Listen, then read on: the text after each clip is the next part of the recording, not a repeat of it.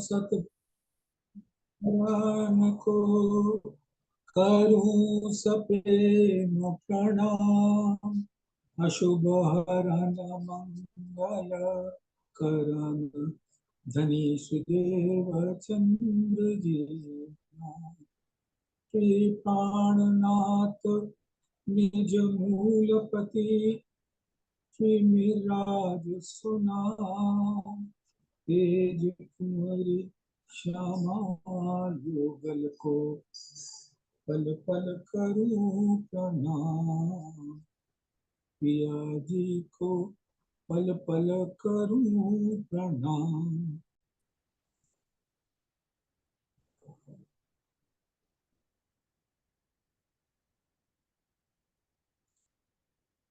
धाम की बहनों,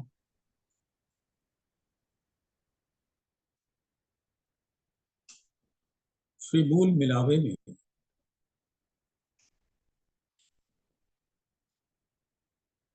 रंगमहल के प्रथम एवं पांचवी गोल हवेली मूल, हम सब वहां बैठे।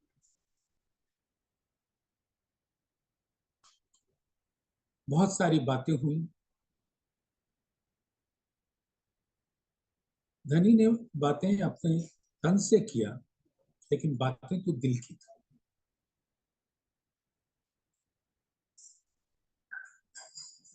पिछली बार हम लोगों ने मेहर सागर की चर्चा की थी 17 चौपाई तक। आज भी उसकी आगे की चौपाइयां करेंगे, लेकिन उसके पहले जो बात हम सब सुंदर साथ के बीच में बार बार होती है, हकीकत और मारिफत की। धामधनी क्या कहते हैं छोटा कयामत नामा में, वो मैं थोड़ा सा आपके संग गुफ्तगू करना चाहूंगा।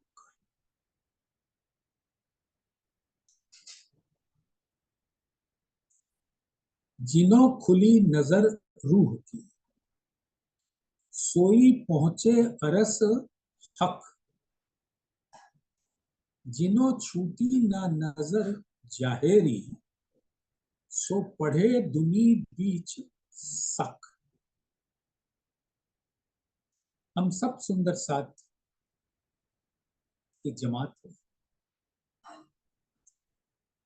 और सुंदर साथ के अलावे भी बहुत पढ़े लिखे लोग, ज्ञानी हैं। और जितना अधिक ज्ञान आ जाता है, जो शुष्कता के सतह पे रहता है, उन्हें वाणी पे शक हो जाता है। और जब शक होता है तो कुछ नहीं मिलता।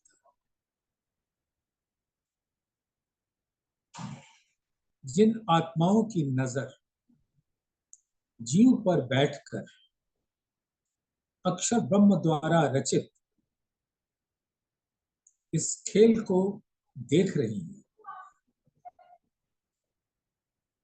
और तारतम ज्ञान से परिपूर्ण है, उनकी नजर तो धनी के चरणों में रहती है।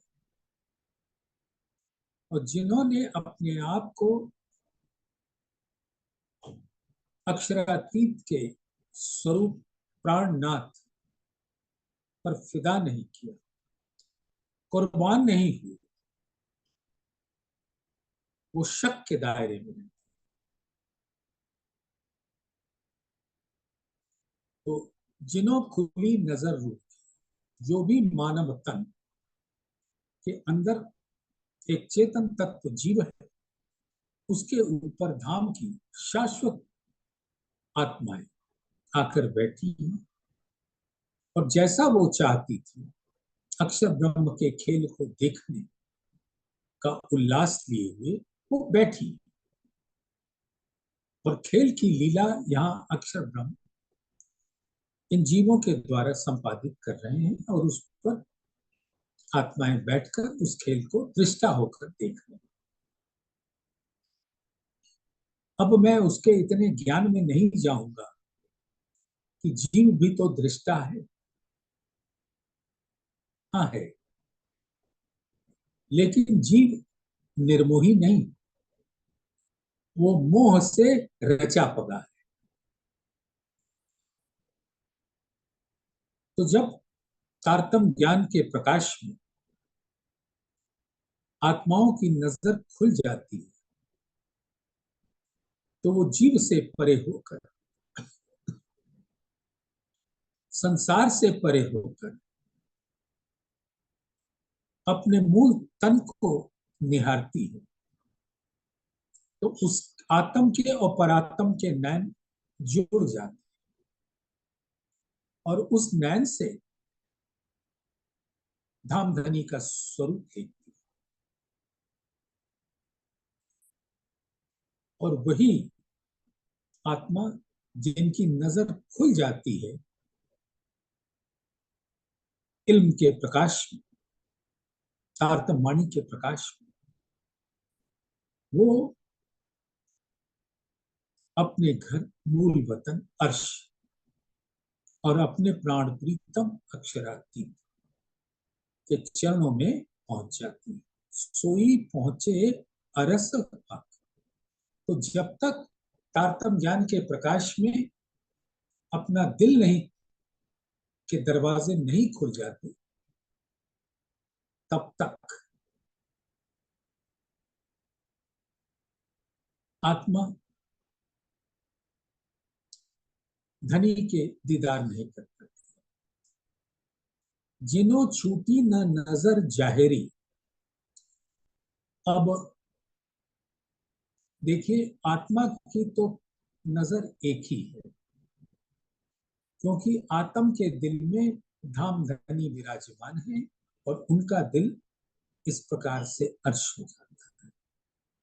और रूहों का दिल तो शाश्वत रूप से परम धाम से ही अर्श होता है, उस पे धनी का निवास होता है। तो उनकी नजर को हम जाहिरी नहीं कहते, जाहिरी है रूहों की नजर।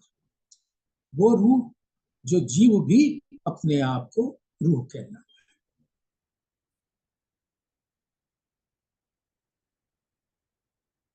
तो जब जीव की नजर माया से हटके तारतम ज्ञान के प्रकाश में परम धाम के स्वरूप का ध्यान करने लगता है,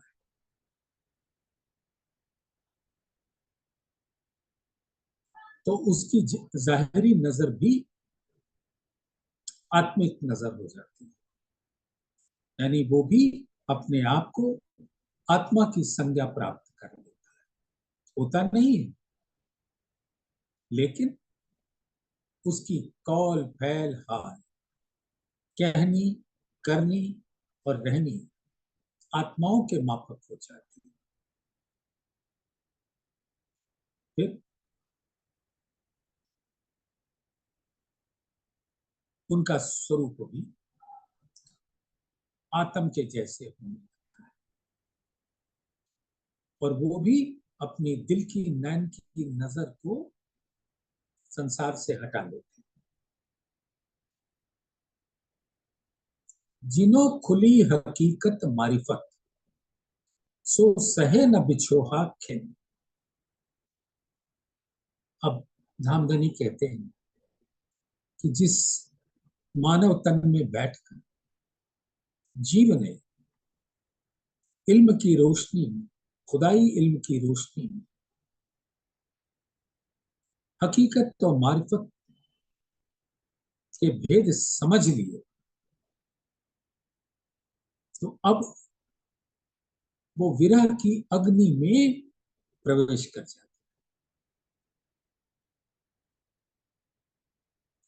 आप सब ने एक पौराणिक कथा तो सुनी होगी, जो होली के वक्त सुनाई जाती है,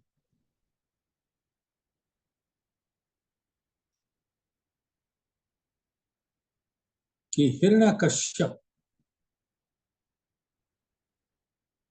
जो प्रहलाद के पिता थे, और उनकी बहन होलिका थी। और प्रहलाद तो अपने पिता की कोई बात मानते नहीं। तो होलिका को उन्होंने कहा, इसको अग्नि से जला दो। और होलिका ने उनको, बच्चे को गोद में ले लिया और अग्नि में बैठ गई। और हुआ यूं कि होलिका जल गई और प्रहलाद बच गए।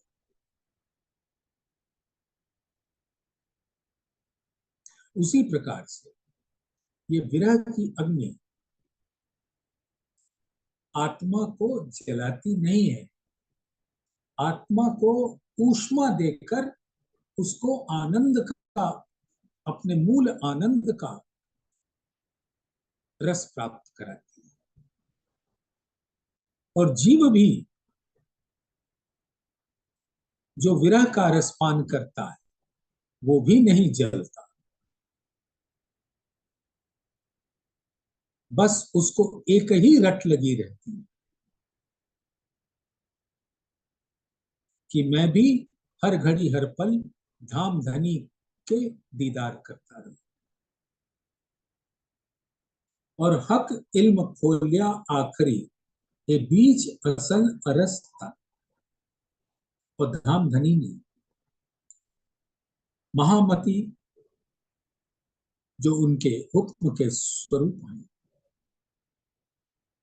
उनको आदेश देकर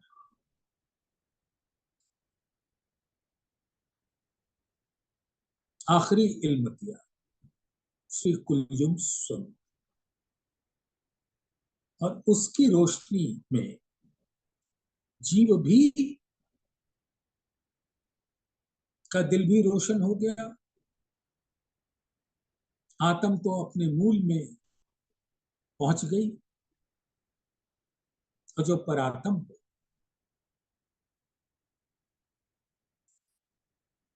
वो जो अपने नैन धनी के नैनों से लगे हुए थे, लेकिन देख खेल को रही थी, अब खेल की जगह धनी के नैनों को देख रही। बैठी अंग लगाए के ऐसी दई अंतराय, ना कछु नैनो देखत, ना कछु आप खोल खाए।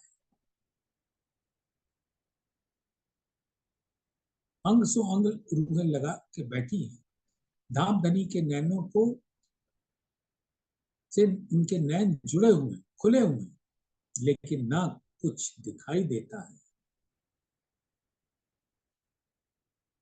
बैठी अंग लगाए ऐसी दई उल्टा है, ना कछु दिल की कह सको, ना पिया शब्द सुनाए।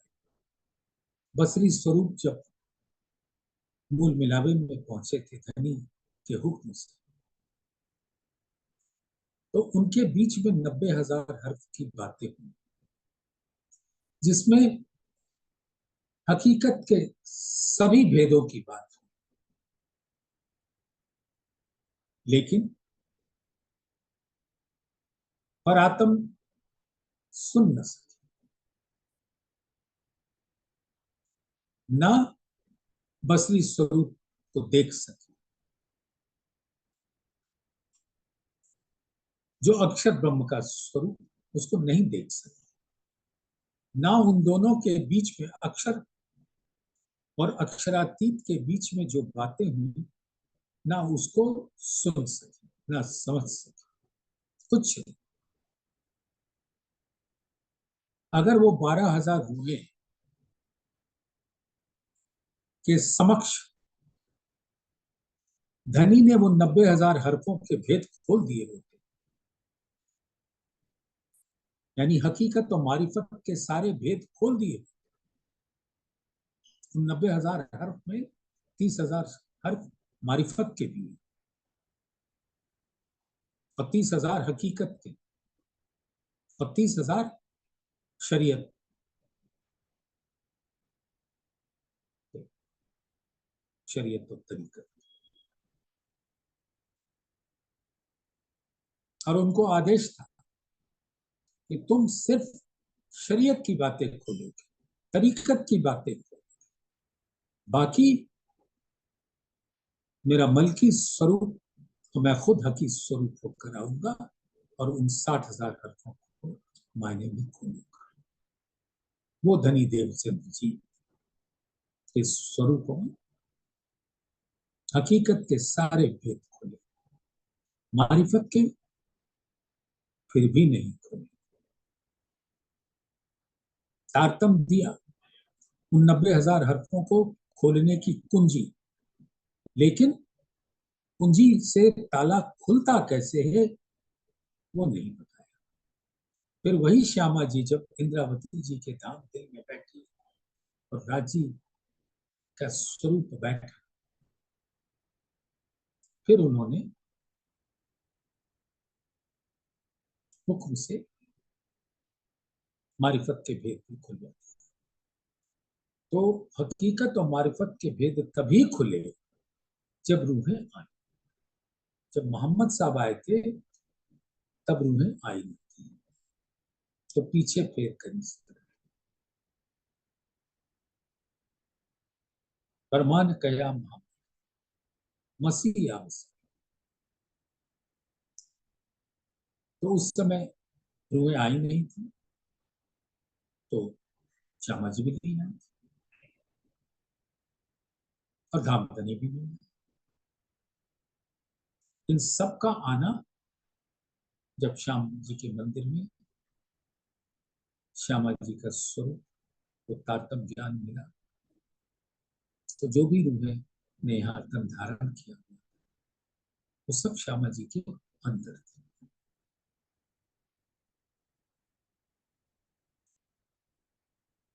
जो जाग उठ बैठा हुआ जगाया हक इलम, सो हादी बिना पल एक ना रहे, छोड़ न सके कदम। और जो इस तारतम ज्ञान के प्रकाश में अपने मूल स्वरूप को देखना शुरू कर,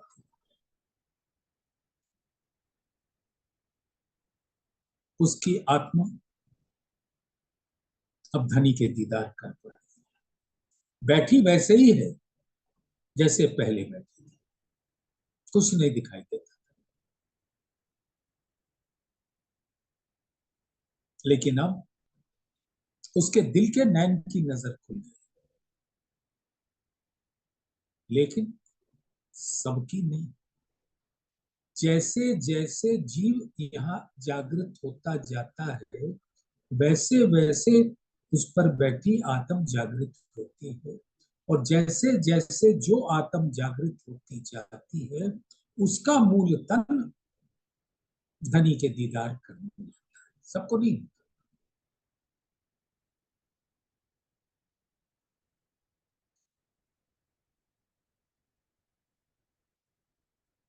एक एक करके उठ रहे हैं यहाँ पर।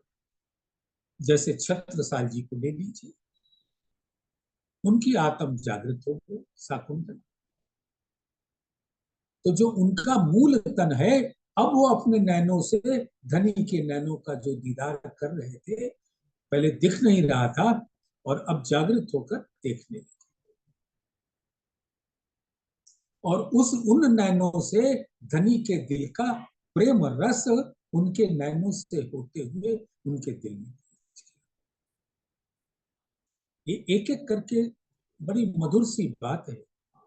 ओढ़े भेले जागसी भेले, सब पर फरामोशी एक साथ, तो उठेंगे भी सब साथ। ओढ़े भेले जागसी भेले, खेल देखिया सबो एक, जो धामधनी ने अपने दिल में लिया था उसी खेल पर, जिसको अक्षर ब्रह्म की रचना कही जाएगी, उसको देखा। बाता करसी जुदी जुदी विद्वित के विषय, लेकिन क्योंकि यहाँ पर जीवों का संस्कार अलग अलग, तो जिस जीव पर आत्मा बैठी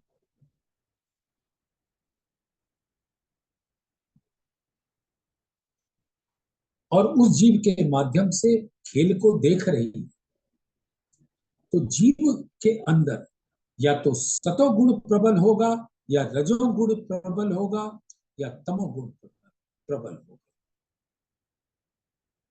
और अपने अपने गुण के अनुसार उनके स्वभाव में परिवर्तन आता है।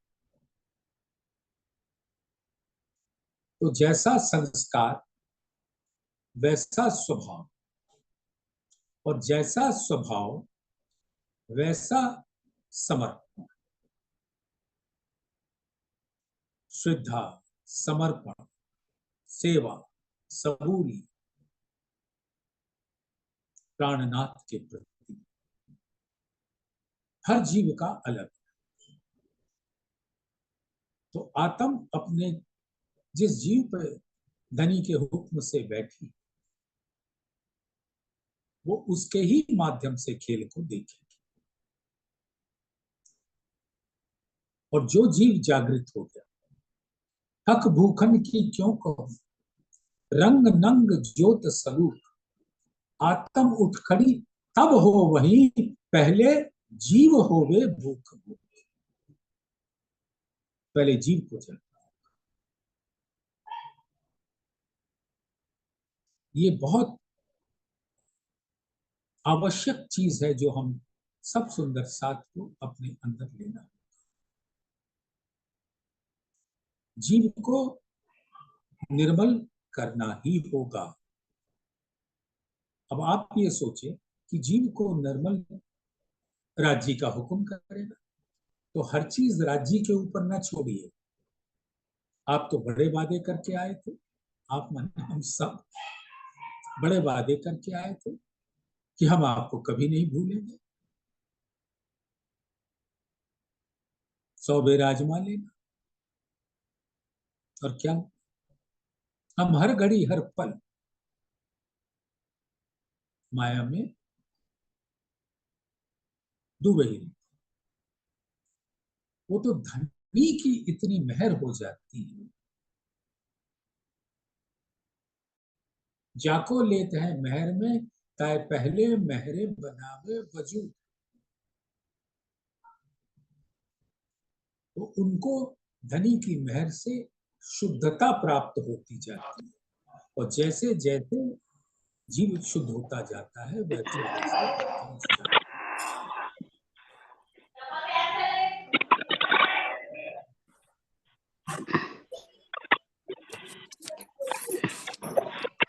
वैसे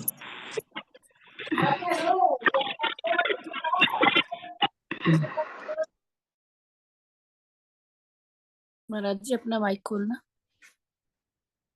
सबके माइक खुले हुए थे, मन नहीं किया था। हाँ जी ठीक है। जो जाग उठ बैठा हुआ जगाया हक इला, और इस तारतम ज्ञान के उजाले में ही जीव की भी जागनी होती है। और जिस जीव के ऊपर धनी की अद्भुत प्रेममयी मेहर बरसी, काम बन गया। तो जो जाग उठ बैठा हुआ जगाया हक इलम, सो हादी बिना पल एक न रहे, छोड़ न सके कदम। श्यामा जी के हम नूरंग हैं। जैसे जैसे धनी देवचंद जी की जागृति हुई और उन्होंने सब रूहों को जागने का पथ दिखा दिया, और सब आत्माएं उस पथ पर चलने लगी। अब वो आत्माएं अपने प्रीतम श्यामा जी के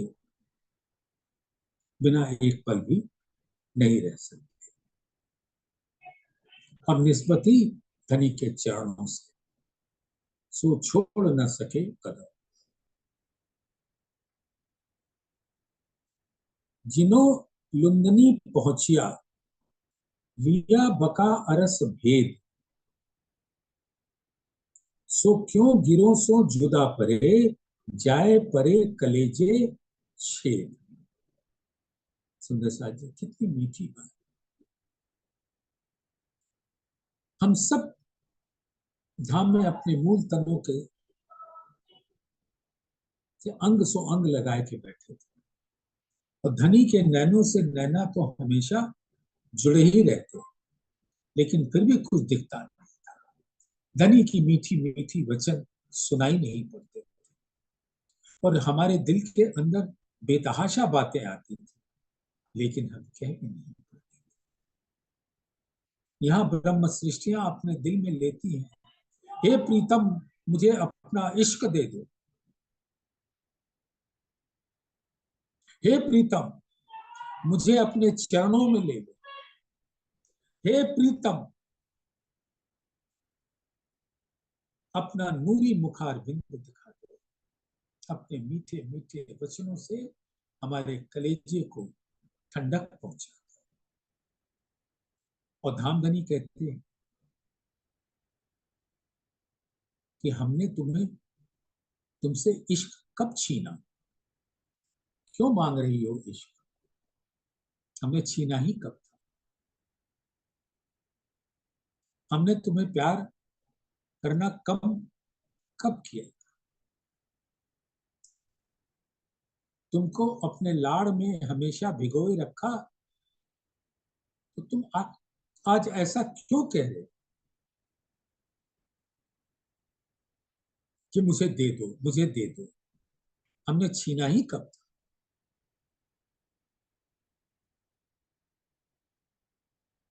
अब जिनो लुंदनी पहुंची, लुंदनी माने हमारा प्यारा सुंदर साथ समझता तो,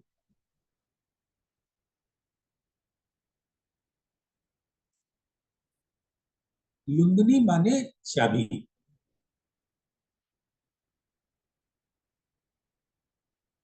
जो इल्म आया बसरी स्वरूप के द्वारा प्रकट हुआ, 90,000 हरफ वो कलाम,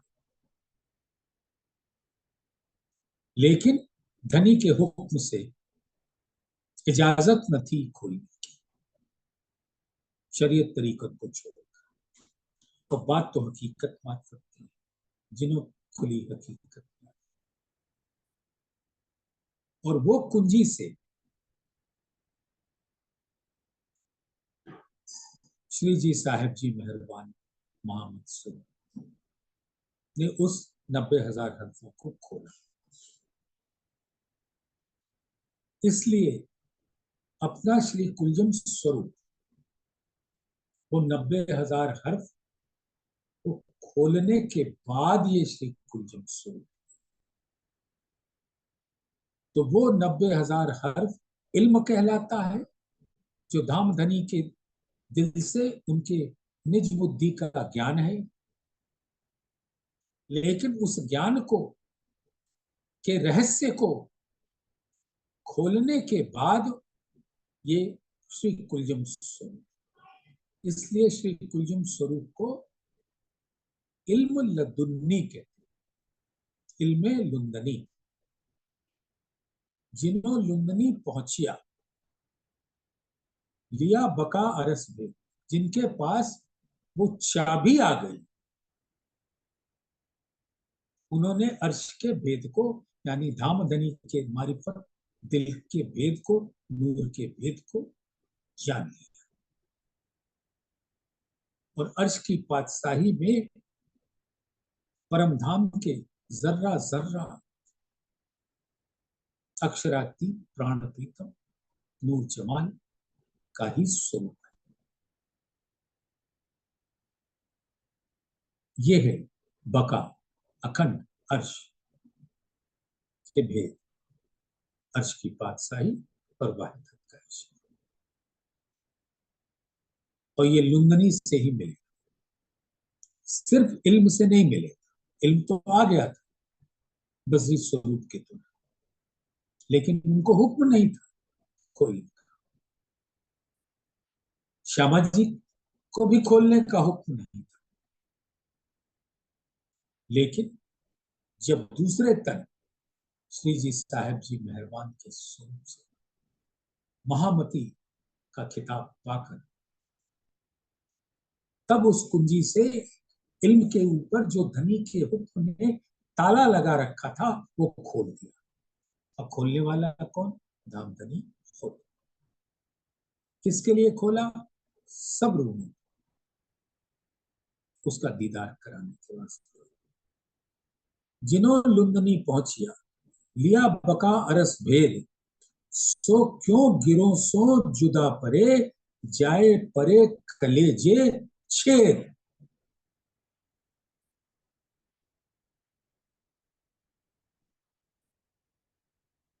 महाभारत की एक कथा तो याद ही है।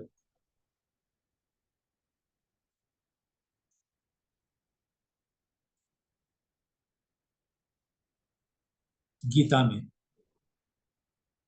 अर्जुन जब विषाद की स्थिति में थे, चारों तरफ अपने भाई पितामह को देखते थे,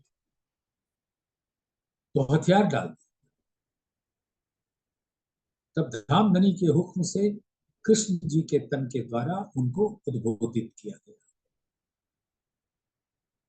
और ये बताया गया कि इस संसार और अपने जीव से जुदा हो जाओ और मेरे उत्तम पुरुष का ध्यान करो।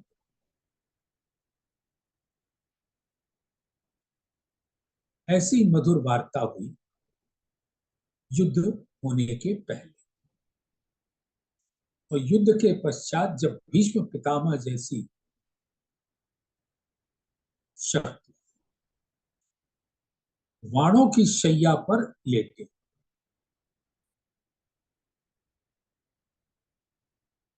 तब उनको कृष्ण जी ने अपना असल स्वरूप दिखाकर मोक्ष प्रदान किया, जो भी वो कर सकते।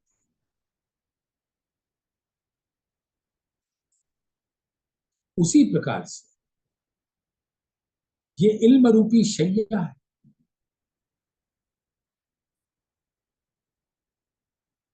और इसके बाण हमें छेदते हैं,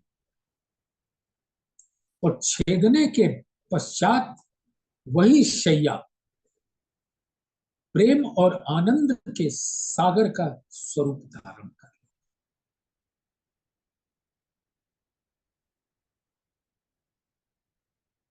जाए खुली हकीकत मार्फत, पाई अरस पहचान, सो क्यों सहे बका बिछोहा, जिन्हों नींद उड़ी निदान। तारतम ज्ञान से जिसके दिल के अंदर उजाला हो और वो संसार रूपी मोह रूपी निद्रा से परे हो, तटस्थ हो,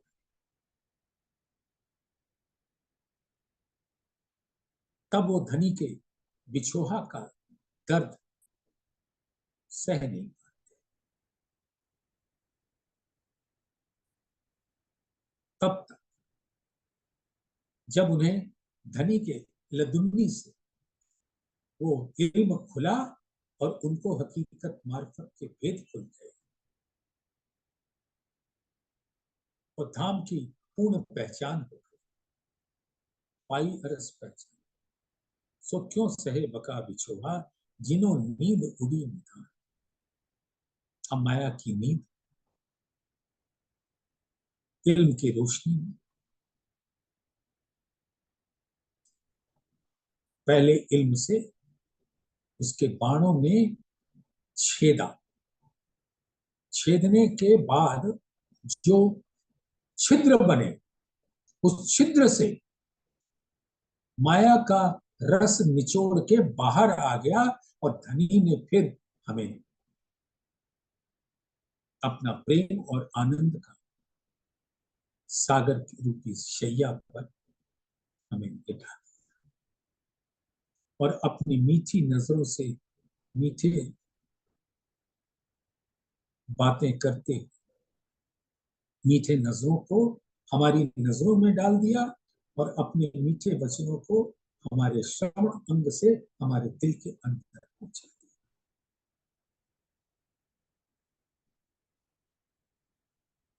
ए पहुंचिया मता सब रूहों को, हकीकत मार्फत के भेद इल्म के द्वारा सब रूहों को मिला, जब पहुंचाया इल्म हक। अब जिसने इस इल्म को पूर्ण श्रद्धा समर्पण से ग्रहण किया और प्राणनाथ पर कुर्बान हो गया, फिदा हो गया,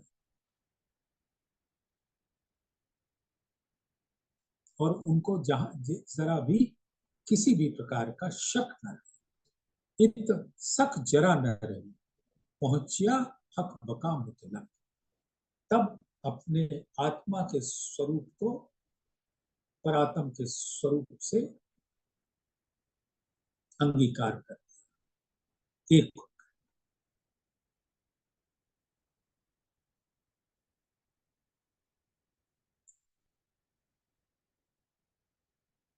ये पहुंचिया मता सब रूह, जब पहुंचाया इल्म हक, इत सक जरा न रही, पहुंचिया हक बका मुतलक, फिर उस अखंड स्वरूप से हम रस परस हो जाएंगे। जाको हक इल्म पहुंचिया, तिन हुआ सब दीदार। सब दीदार मतलब अर्श अजीम के कण कण जो अर्श की पातशाही है, जिसके अंदर अक्षरातीत का ही स्वरूप दिखाई देता है, जो बात हमको परम धाम में नहीं पता थी,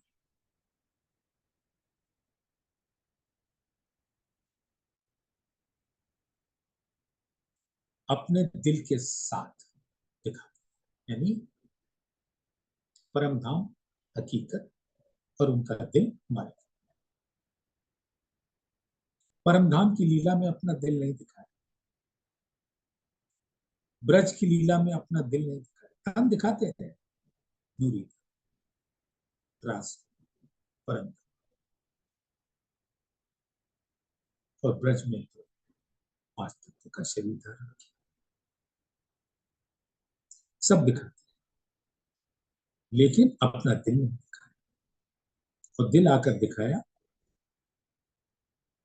जागने के प्रमाण, और वही आपको बता रहे हैं, जाको हक इल्म पहुंचिया, तिन हुआ सब दीदार। तन और दिल दोनों देखा, हकीकत देखी, मार्फत देखा, और धनी के नैनों से जो हम लाड़ हमेशा पीते रहते थे, अब उसमें इतना इजाफा हो गया है कि ऐसे लगता है मेरी प्यारी बहनें कि धाम धनी ने इतने हस्त कमल धारण किए हैं, जितनी रूहें, और अपने हस्त कमल से रूहों के गालों को पकड़ लिया,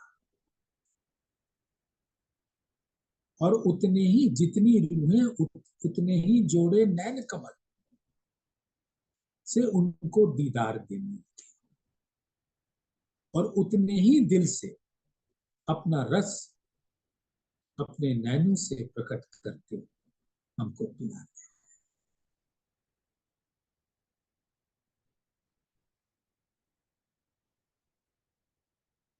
तो इस इल्म के माध्यम से धनी ने अपने हुक्म का स्वरूप प्राण में, महामती का स्वरूप, ये इल्म से सब दीदार, अंदर बाहर से, हकीकत माध्यम से। नूर सागर में हम विचरण करते, लेकिन हमें ये नहीं पता था कि नूर कहते किसे। हमारा तन भी नूरी, धनी का भी तन नूरी,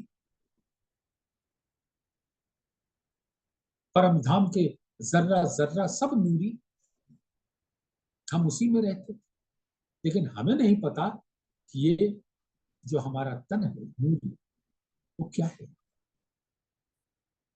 एक सागर के अंदर जो लहरें बहती हैं, वो लहरों का स्वरूप वही है जो सागर का है, लेकिन लहरों को नहीं पता कि उनका स्वरूप क्या है। उनके अंदर खजाना क्या है, उनकी सागर की तलहटी में कैसे कैसे अद्भुत नद विराजे, यानी सौंदर्य का सागर विराजे, जिसके वो भी स्वरूप है। स्वरूप होने के बावजूद उन्हें नहीं पता कि मेरा ये स्वरूप जो नूरी है वो क्या है। हमें क्या पता था नूर क्या होता है, वो तो इल्म आने के बाद पता चला ना कि राजी का दिल ही नूर है। हम सबका रूहो तुम मेरी नूर तन हो, सो वाहिदत के बीच है। न हमें वाहिदत पता, न हमें नूर पता, न हमें सौंदर्य का करैटी में विराजमान खजाना पता, न इश्क का रस का लज्जत पता, न इल्म पता, न निस्बत पता, कुछ भी पता। हम कहते थे ना कि ओ मेरे प्राण प्रीतम,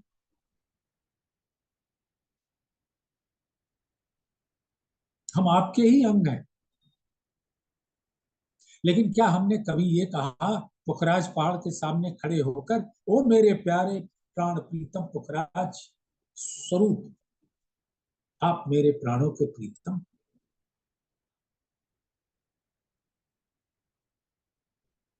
हाथी बैल मोर मोरनी ऊंट, क्या किसी को भी ये कहा कि ओ मेरे प्राण प्रीतम, आप ही तो अक्षरातीत, मुझे प्यार करो ना। हम सब ने उनके उस स्वरूप से लाड़ किया जो जैसा अभी मूल मिलावे में विराजमान है, या जैसा हमको पांचवी रंग पर वाली मंदिर, पांचवी रंग की रंग पर वाली मंदिर में दिया करते थे, जल क्रीड़ा में देते थे। वो सारी लीला, लेकिन हमने उनके हर स्वरूप को अपना प्राण प्रीतम नहीं। अब वो लदुन्नी के माध्यम से हमें पता चल रहा है। तभी वो कहते हैं, जाको हक इल्म पहुंचिया, तिन हुआ सब दीदार। अर्श की पातशाही में हकीकत का दीदार ही नहीं, सारे भेद पता चल गए, और धनी के दिल का भेद भी पता चल गया। तिन हुआ सब दीदार, तन और दिल दोनों, और अपना भी पता चला। रूह का यही लक्षण, अंदर बाहर नहीं दो है, तन दिल दो एक है, रूह कहिए तन सो। और यहाँ पर भी वही कि मुख से जो बात कही, यानी तन से जो बात कही, वो दिल के अंदर भी वही बात है, दो बात नहीं। तो जाको हक इल्म पहुंचिया, तिन हुआ सब दीदार, अंतर कछुए ना रहया, वो पहुंचिया नूर के पार। अक्षरधाम, योग माया के ब्रह्मांड परम धाम में भी अक्षरधाम से परे रंग अपने रंग। जाको हक इल्म आया नहीं, ताए पट रहा अंतर। हमने तारतम ज्ञान तो ले लिया, कोई सदगुरु कृपा करके मिल गए, उन्होंने तारतम ज्ञान से हमें नवाज दिया, लेकिन हमारे ऊपर कोई फर्क नहीं। हाँ, तारतम ज्ञान लिया था मैंने। सुनाओ। अब ठीक से बहन याद नहीं, किसी किसी को याद है तो मानो पूछो तो साहेब जी और कृष्ण जी में उलझ जाएंगे। इसका भी भेद नहीं खोल पाएगा। तो ऐसे ज्ञान का क्या करना, और कुछ को तो मिला ही नहीं। तो कह रहे हैं जाको हक इल्म आया नहीं, ताए पट रहिया अंतर। उनके अंतर के चक्षुओं के समक्ष, श्रवण अंग के समक्ष पर्दा पड़ रहा। ताए पट रहिया अंतर, हक नजीक थे सहरद से। आत्म के दिल में विराजमान हैं शाश्वत रूप से हमारे प्राण प्रीतम अक्षरांति।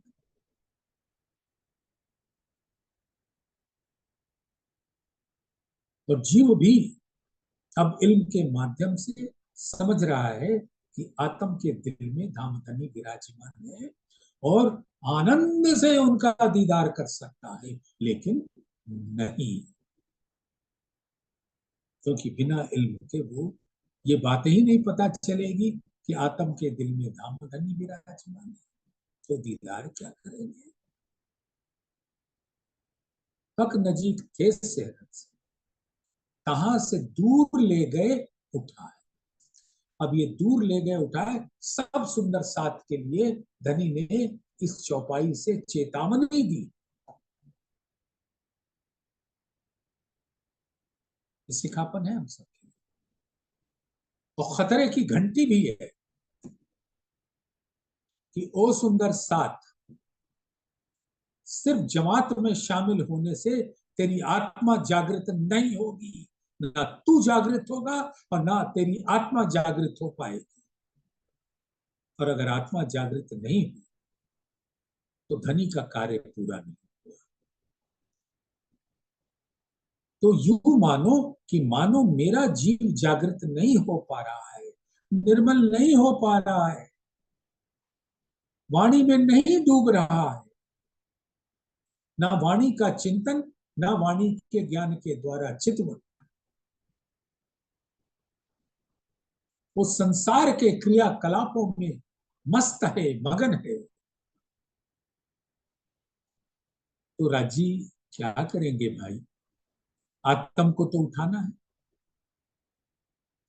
तो आत्म जिस जीव पर बैठी है वो जीव खोखा ये तन लेकर बैठा रह जाएगा, और आत्म उड़ के किसी ऐसे तन पे बिठा देंगे जिस तन के अंदर जीव जागृति के पथ पर तेजी से अग्रसर हो रहा है।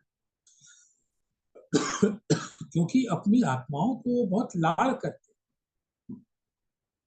तो क्या वो 80 साल 90 साल की उम्र तक अगर ये तन जीव झेलता रहा और जागृत ना हो पाए, तो क्या वो इस आत्म को उसके ऊपर बिठा के रखेंगे। कोशिश पूरी रहेगी कि वो जीव जागृत हो जाए, लेकिन अगर जागृत नहीं होता, नहीं कहते पहले जीव हो गए भूख भूख, आत्म उत्खड़ी तब हो गई, पहले जीव हो गए भूख। तो पहले जीव को तो जगना होगा, और जीव तभी जगेगा जब धनी की मेहर से इल्म को अपने अंदर लेगा। चिंतन और चित्तन दोनों का संयोग उसके अंदर घटित होता है।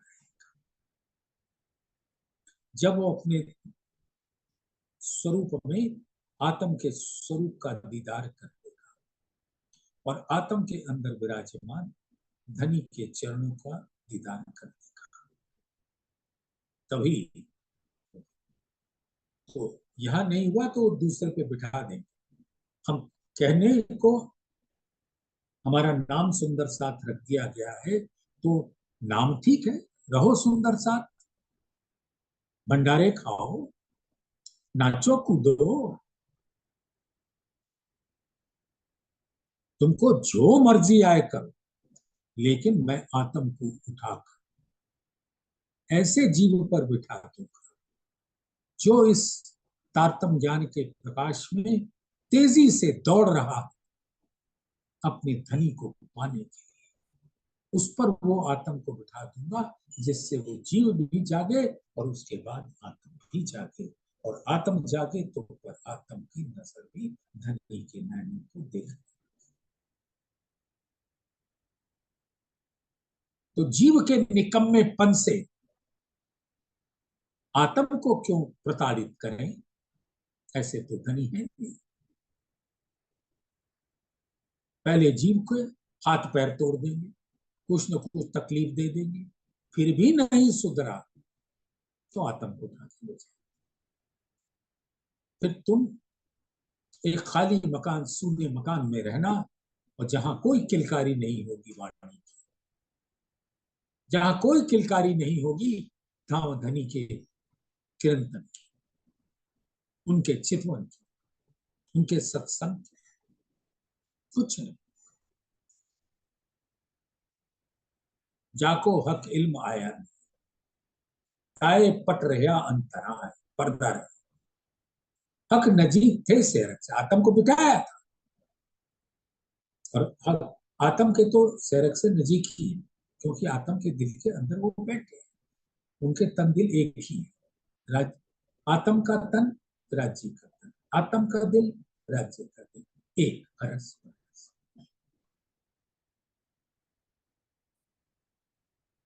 तो अभी भी सुंदर साथ जाग जा।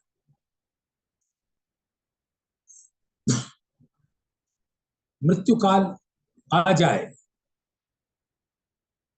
और गीता में हमारे लिए संदेश है, इस कुलजुम स्वरूप के आने के बहुत पहले गीता के 8वें अध्याय में 5वां और 6ठा श्लोक कि जो देह छोड़ते समय मेरी याद करेगा वो बिना किसी बाधा के मेरी शरण में आ जाए। और 6ठा श्लोक कहते हैं कि जो व्यक्ति देह छोड़ते समय जिसका ध्यान करेगा वो उसी योनि को प्राप्त। अगर हमने ये सोचा अरे छोड़ो भाई, मरते समय ध्यान कर लेंगे राज्य का, तो हो गया काम। उस समय वो नहीं आएगा, वही आएगा जो आप जीवन भर करते हैं।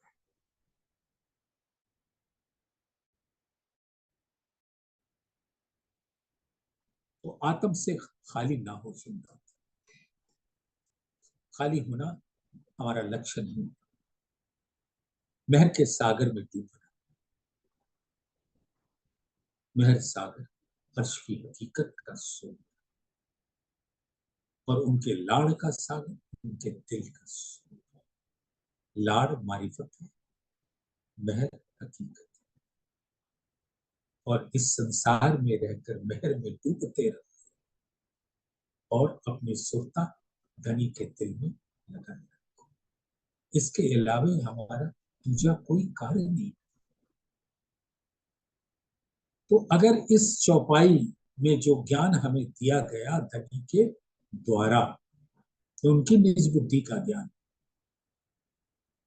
जाको हक इलम आया, इलम तो आया, लिया नहीं, ताए पट रहा अंतर, तो वो दिल के ऊपर पड़ता ही रहेगा। हक नजीक थे सेहरक से, आत्म बैठी, आत्म के दिल के अंदर धाम धनी अक्षराती अपने अनंत सौंदर्य, नूर, प्रेम, आनंद, सौंदर्य, एकत्व, आभा, कांति, चमक, छटा, उमंग, उत्साह, उल्लास, ऊर्जा, प्रफुल्लता, शीतलता, चैतन्यता, माधुर्य, संगीत, नृत्य,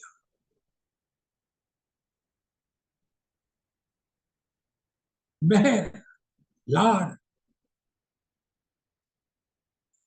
से भरा हुआ इस चितवन में डूबना है। और धनी आत्म से जीव को जुदा न कर, आत्म जगे जीव जगे आत्म जगे पर आत्म जगे, और फिर सब धनी से अरस परस।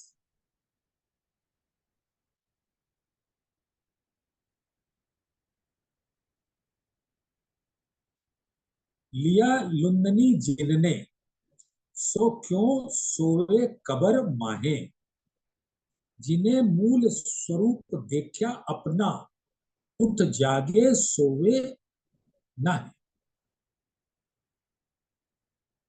अब ये चौपाई को भी दिल में रखिए कि जिसने भी तारतम ज्ञान के प्रकाश में अपनी आत्म को जागृत कर लिया, वो अब इस मिट्टी के तन से मोह छूट जाए, और वो आत्मा अपने मूल स्वरूप को का दीदार करके धनी के नैनों पर से उनके दिल का रस प्राप्त करने लग जाए। तो सुंदर साथ जी, आज 7 बज गए। लिया लुंदनी जिनने, सो क्यों सोवे कबर माहे, जिन्हें मूल स्वरूप देखा अपना, उठ जागे सोवे नाहे, उठ जागे सोवे नाहे। बोलिए श्री प्राणनाथ सर्व सुंदर।